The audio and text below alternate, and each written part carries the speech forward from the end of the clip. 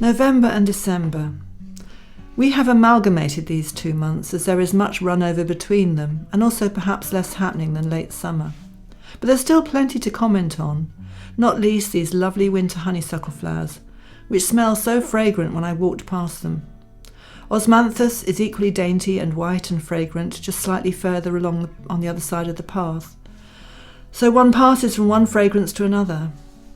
Next to this are the winter flowers of Fatsia japonica, which look remarkably similar to the flowers of our common native ivy, and both with bees on. The other plant attracting bees just now and in flower almost all year round is the teucrium, again pale blue and interesting in winter. Our white hebe hedge is again in flower, as is another pale bicoloured blue hebe elsewhere. These two are rarely out of flower.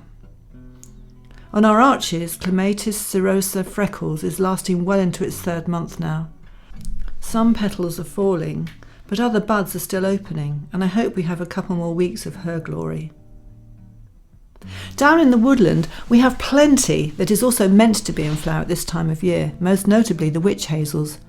Arnold Promise always comes through first, Pallida and Magic Fire close behind. Others will follow over the coming month, but not yet. There is vibrant orange from the berries of Iris foetus and hellebores whose buds are swelling up ready to open fully any day now. Also waiting to burst forth from their tiny pointed buds are the Christmas box or sarcococca, and still holding form in various shades of green or brown we have the hydrangea flower heads. In the front garden we have much in flower too. Heathers, erigeron daisies, and the deep golden yellow of coronilla, although this latter should not really be flowering just now, but slightly later on in early spring. Much else is out of season, however. The marigolds in their vivid gold colours, nasturtiums, salvias, with Himalayan primula and wild strawberries and the white fuchsia in the woodland garden. It is topsy-turvy, but not completely. Colour and texture is added by leaves and bark just now. The acers are spectacular deep reds and golds, as is the ginkgo, which I have been collecting and drying for making brain tea. Possibly, but with a few drips of honey, it is quite refreshing.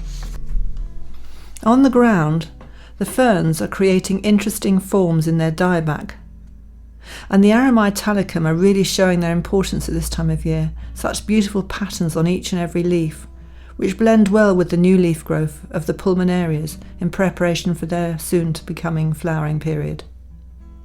Where they still remain, leaf colour on some of the witch hazels is beautiful, a final flourish before this next flush of flowers. Equally, the dogwoods give us rich colours before losing their leaves and allowing their vivid red stems to shine through in winter sunshine. On the terrace, the melianthus is still in leaf, though a couple of hard frosts will floor that.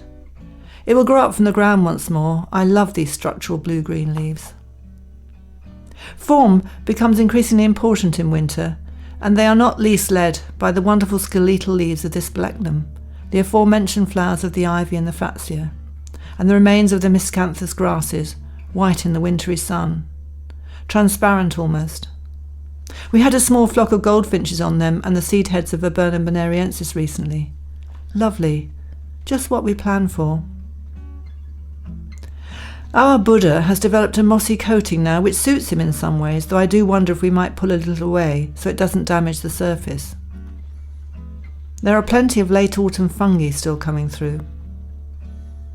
And finally, the peeling barks on the silvery Himalayan birch snow queen, and on this wonderful Acergraceum. Impossible to resist. We end this short film on our one and only snowy moment this year, a single day in November. It is possible we may have another day like this, but it is unlikely.